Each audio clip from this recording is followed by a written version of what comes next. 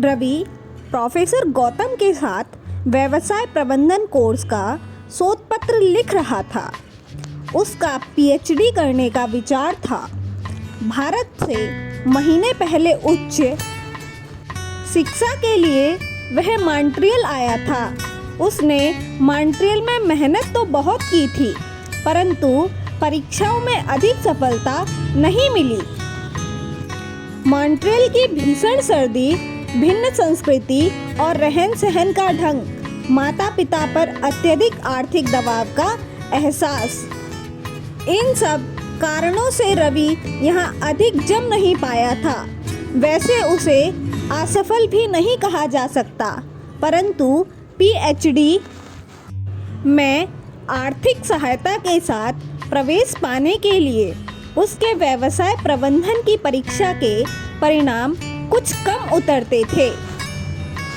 रवि ने प्रोफेसर गौतम से पीएचडी के लिए प्रवेश पाने और आर्थिक मदद के लिए जब कहा तो उन्होंने उसे कुछ आशा नहीं बंधाई।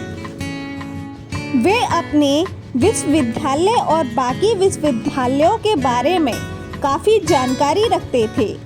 रवि के पास व्यवसाय प्रबंधन कोर्स समाप्त करके भारत लौटने के सिवा और कोई चारा भी नहीं था। रवि प्रोफेसर गौतम से जब भी उनके विभाग में मिलता, वे उसको मुश्किल से आधे घंटे का समय ही दे पाते थे, क्योंकि वे काफ़ी व्यस्त रहते थे। रवि को उनको बार बार परेशान करना अच्छा भी नहीं लगता था। कभी कभी सोचता कि कहीं प्रोफेसर यह ना सोच लें कि वह उनके भारतीय होने का अनुचित फ़ायदा उठा रहा है। एक बार रवि ने हिम्मत करके उनसे कह ही दिया, साहब मुझे किसी भी दिन 2 घंटे का समय दे दीजिए, फिर उसके बाद मैं आपको परेशान नहीं करूँगा। तुम मुझे परेशान थोड़ी ही करते हो। यहाँ तो विभाग में 2 घंटे का एक बार में समय निकालना कठिन है, उन्होंने अपनी डायरी देखकर कहा। परंतु ऐसा करो, इस इतवार को दोपहर खाने के समय मेरे घर आ जाओ, फिर जितना समय चाहो मैं तुम्हें दे पाऊंगा। मेरा यह मतलब नहीं था, आप क्यों परेशान होते हैं। रवि को प्रोफेसर गौतम से यह आशा नहीं थी कि वे उसे अपने निवास स्थान पर आने के लिए कहेंगे। अगले इतवार को 12 बजे पहुंचने के लिए प्रोफेसर गौतम ने उससे कह दिया था। प्रोफेसर गौतम का फ्लैट विश्वविद्यालय के उनके विभाग से मुश्किल से 1 फ्लैंग की दूरी पर ही था। उन्होंने पिछले साल ही उसे खरीदा था।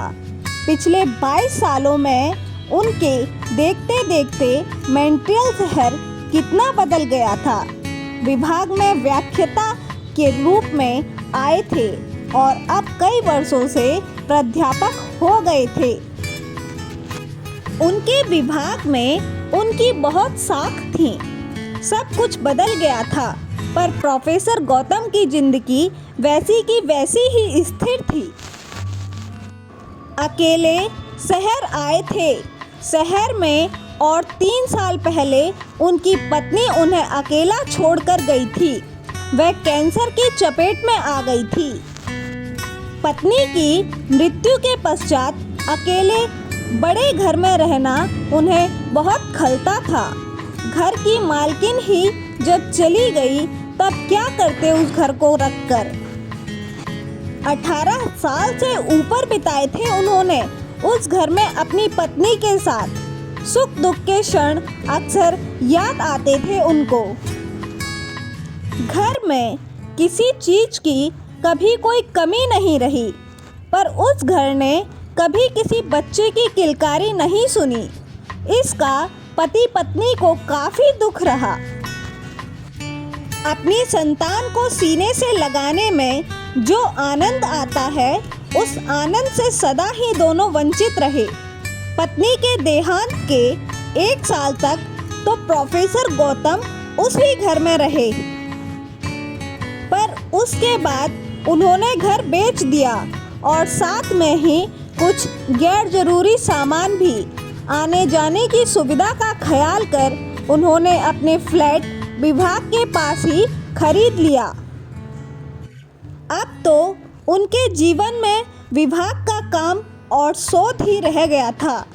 भारत में भाई बहन थे, पर वे अपनी समस्याओं में इतने उलझे हुए थे कि उनके बारे में सोचने की किसको फुर्सत थी। हाँ, बहनें जब रक्षाबंधन और भाई दूज का टीका भेजती थी तो एक पृष्ठ पर पत्र लिख देती थी। प्रोफेसर गौतम ने रवि के आने के उपलक्ष्य में सोचा कि उसे भारतीय खाना बनाकर खिलाया जाए। वे खुद तो दोपहर और शाम का खाना विश्वविद्यालय की कैंटीन में ही खा लेते थे। शनिवार को प्रोफेसर भारतीय गल्ले की दुकान से कुछ मसाले और सब्जियां लेकर आए। पत्नी की बीमारी के समय तो वे अक्सर खाना बनाया करते थे, पर अब उनका मन ही नहीं करता था अपने लिए कुछ भी झंझट करने को। बस जिए जा रहे थे, केवल इसलिए कि जीवन ज्योति अभी बुझी नहीं थी। उन्होंने एक तरकारी और दाल बनाई थी, कुलचे भी खरीदे थे। उन्हें तो बस गरम ही करना था। चावल तो सोचा कि रवि के आने पर ही बनाएंगे। रवि ने जब उनके फ्लैट की घंटी बजाई तो 12 बजकर कुछ सेकंड ही हुए थे। प्रोफेसर गौतम को बड़ा अच्छा लगा यह सोचकर कि रवि समय का कितना पाबंद है। रवि थोड़ा हिचकिचा रहा था। प्रोफेसर गौतम ने कहा, यह विभाग का मेरा दफ्तर नहीं, घर है। यहाँ तुम मेरे मेहमान हो, विद्यार्थी नहीं। इसको अपना ही घर समझो। रवि अपनी तरफ से कितनी भी कोशिश करता, पर गुरु और शिष्य का रिश्ता कैसे बदल सकता था। वह प्रोफेसर के साथ रसोई में आ गया। प्रोफेसर ने चावल बनाने के लिए रख दिए। आप इस फ्लैट में अकेले रहते हैं? रवि ने पूछा। हाँ, मेरी पत्नी का कुछ वर्ष पहले देहांत हो गया, उन्होंने धीमे से कहा। रवि रसोई में खाने की मेज के साथ रखी कुर्सी पर बैठ गया। दोनों ही चुप थे। प्रोफेसर गौतम ने पूछा, जब तक चावल तैयार होंगे तब तक कुछ पियोगे? क्या लोगे? नहीं, मैं कुछ नहीं लूँगा। हाँ, अगर हो तो कोई जूस दे दीजिएगा। प्रोफेसर ने रेफ्रिजरेटर से संतरे के रस से भरी एक बोतल और एक बियर की बोतल निकाली। जूस ग्लास में भरकर रवि को दे दिया और बियर खुद पीने लगे। कुछ देर बाद चावल तैयार हो गए। उन्होंने खाना खाया। कॉफ़ी बनाकर वे बैठक में आ गए। अब काम करने का समय था। रवि अपना बैग उठा लाया। उसने 89 सृष्टों की रिपोर्ट लिखी थी। प्रोफेसर गौतम रिपोर्ट का कुछ भाग तो पहले ही देख चुके थे। उसमें रवि ने जो संशोधन किए थे वे देखे। रवि उनसे अनेक प्रश्न करता जा रहा था। प्रोफेसर जो भी उत्तर दे रहे थे रवि उनको लिखता जा रहा था। रवि की रिपोर्ट का जब आखिरी सृष्ट आ पहुंचा तो उस समय शाम के 5 बज चुके थे। आखिरी सृष्ट पर रवि ने अपनी रिपोर्ट में प्रयोग में लाए संदर्भ लिख रखे थे। प्रोफेसर को लगा कि रवि ने कुछ संदर्भ छोड़ रखे हैं। वे अपने अध्ययन कक्ष में उन संदर्भों को अपनी किताब में ढूंढने के लिए गए। प्रोफेसर को गए हुए 15 मिनट से अधिक समय हो गया था। रवि ने सोचा शायद वे भूल गए हैं कि रवि घर में आया हुआ है। वह अध्ययन कक्ष में आ गया। वहाँ किताबें ही किताबें थी। एक कंप्यूटर भी रखा था। अध्ययन कक्ष की तुलना में प्रोफेसर के विभाग का दफ्तर कहीं छोटा पड़ता था। प्रोफेसर ने एक निगाह से रवि को देखा, फिर अपनी खोज में लग गए। दीवार पर प्रोफेसर की डिग्रियों के प्रमाण पत्र फ्रेम में लगे थे। प्रोफेसर गौतम ने न्यूयॉर्क से पीएचडी की थी। भारत से उन्होंने एमएससी कानपुर से की थी। साहब, आपने एमएससी कानपुर से की थी। मेरे नाना जी वहीं पर विभाग अध्यक्ष थे। रवि ने पूछा। प्रोफेसर 3-4 किताबें लेकर बैठक में आ गए। क्या नाम था तुम्हारे नाना जी का? राजकुमार, रवि ने कहा। उनको तो मैं बहुत अच्छी तरह से जानता हूँ। 1 साल मैंने वहाँ पढ़ाया भी था। तब तो शायद आपने मेरी माताजी को भी देखा होगा, रवि ने पूछा। शायद देखा होगा एक आध बार।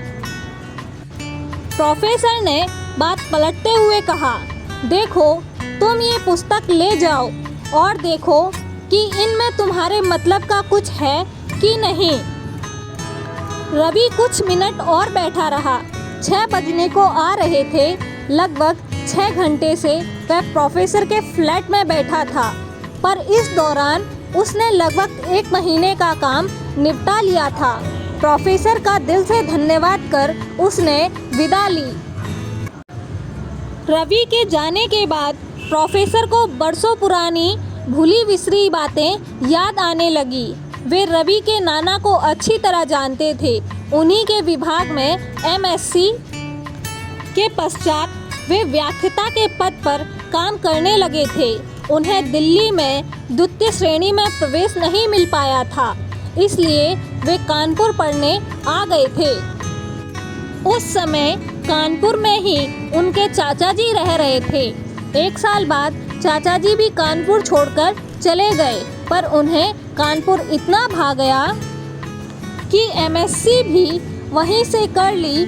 उनकी इच्छा थी कि किसी भी तरह से विदेश उच्च शिक्षा प्राप्त करने के लिए जाएं। एमएससी में भी उनका परीक्षा परिणाम बहुत अच्छा नहीं था, जिसके बूते पर उनको आर्थिक सहायता मिल पाती। फिर सोचा 1-2 साल तक भारत में आकर पढ़ने का अनुभव प्राप्त कर लें तो शायद विदेश में आर्थिक सहायता मिल सकेगी। उन्हीं दिनों कॉलेज के एक व्याख्याता को विदेश में पढ़ने के लिए मौका मिला था, जिसके कारण गौतम को अस्थायी रूप से कॉलेज में ही नौकरी मिल गई। वे पैसे जोड़ने की भी कोशिश कर रहे थे।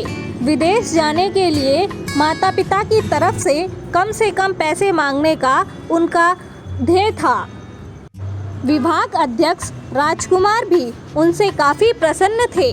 वे उनके भविष्य को संवारने की पूरी कोशिश कर रहे थे। एक दिन राजकुमार ने गौतम को अपने घर शाम की चाय पर बुलाया। रवि की माँ उमा से गौतम की मुलाकात उसी दिन शाम को हुई थी।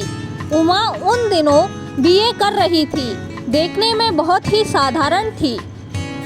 राजकुमार उमा की शादी की चिंता में थे। उमा विभाग अध्यक्ष की बेटी थी, इसलिए गौतम अपनी ओर से उसमें पूरी दिलचस्पी ले रहा था। वह बेचारी तो चुप थी, पर अपनी ओर से ही गौतम प्रश्न किए जा रहा था। कुछ समय पश्चात उमा और उसकी माँ उठकर चली गई। राजकुमार ने तब गौतम से अपने मन की इच्छा जाहिर की।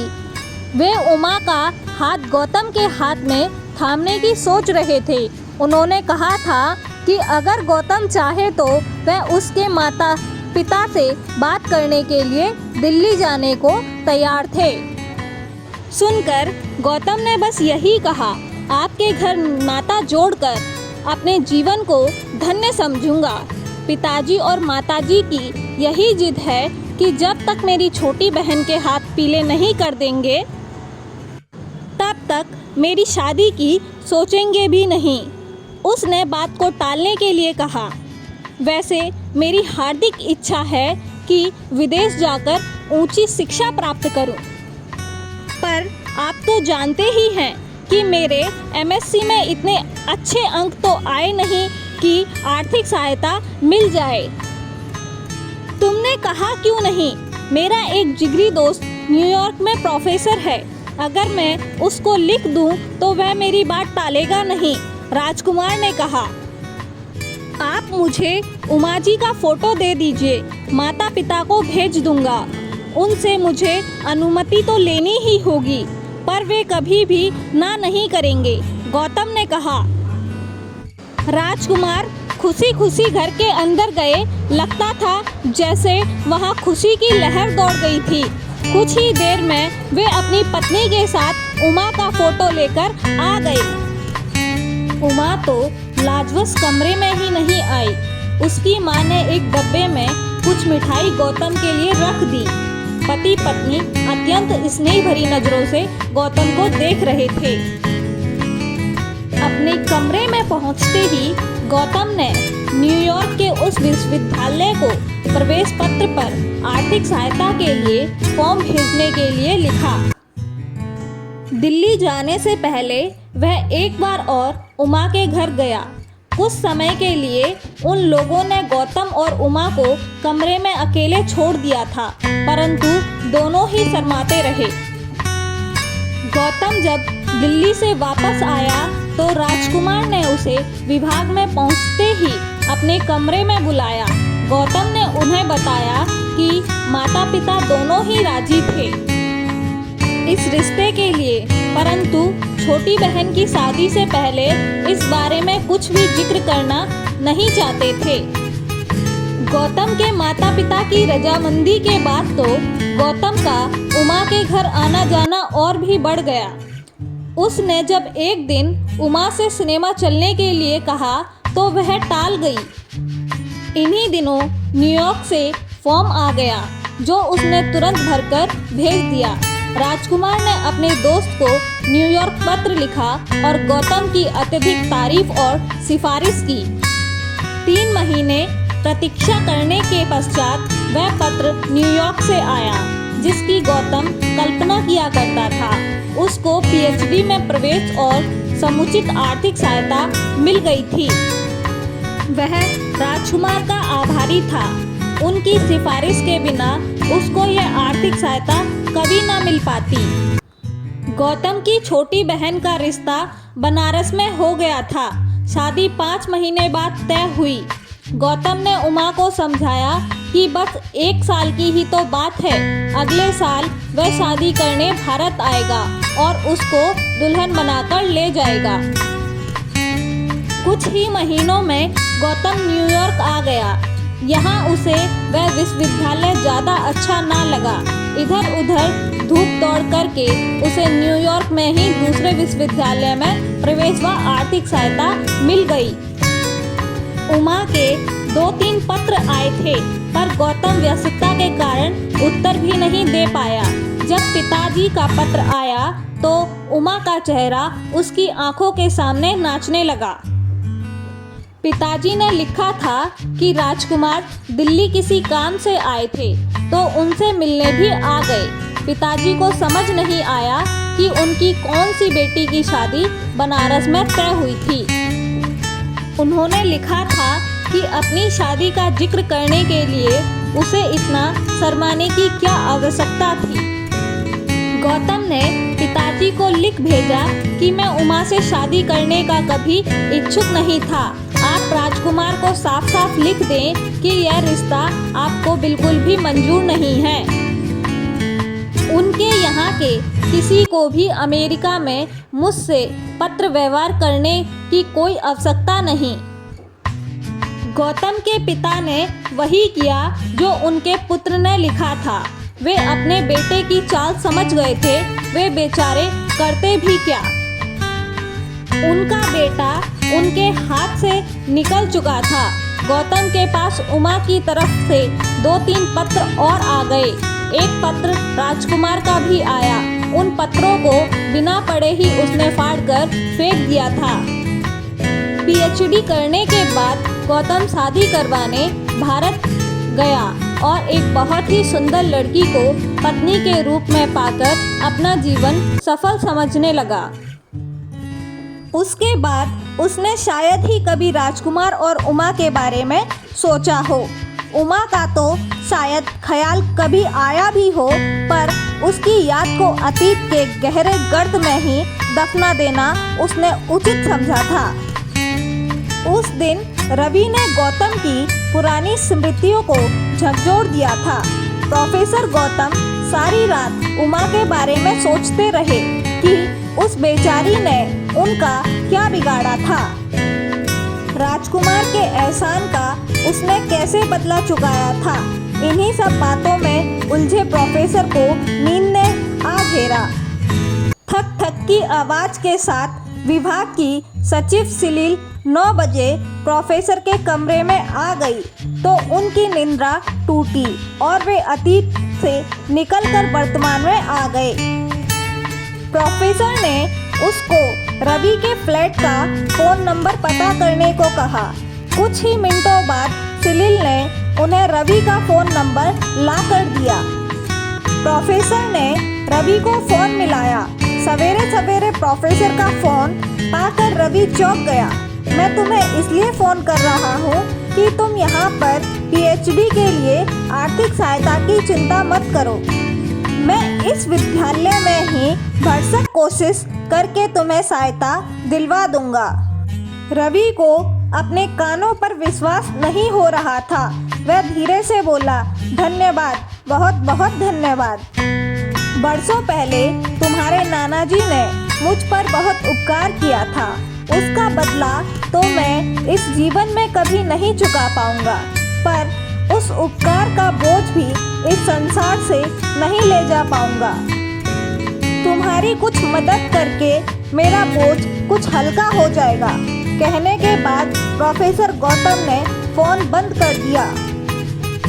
रवि कुछ देर तक रिसीवर थामे रहा, फिर पेन और कागज निकालकर अपनी माँ को पत्र लिखने लगा। आदरणीय माताजी, आपसे कभी सुना था कि इस संसार में महापुरुष भी होते हैं, परंतु मुझे विश्वास नहीं होता था। लेकिन अब मुझे यकीन हो गया है कि दूसरों की निस्वार्थ सेवा करने वाले महापुरुष अब भी इस दुनिया में मौजूद हैं। मेरे लिए प्रोफेसर गौतम एक ऐसे ही महापुरुष की तरह है। उन्होंने मुझे आर्थिक सहायता दिलवाने का पूरा विश्वास दिलाया है। प्रोफेसर गौतम बरसों पहले कानपुर में नाना जी के विभाग में ही काम करते थे। उन दिनों कभी शायद आपकी भी उनसे मुलाकात हुई होगी।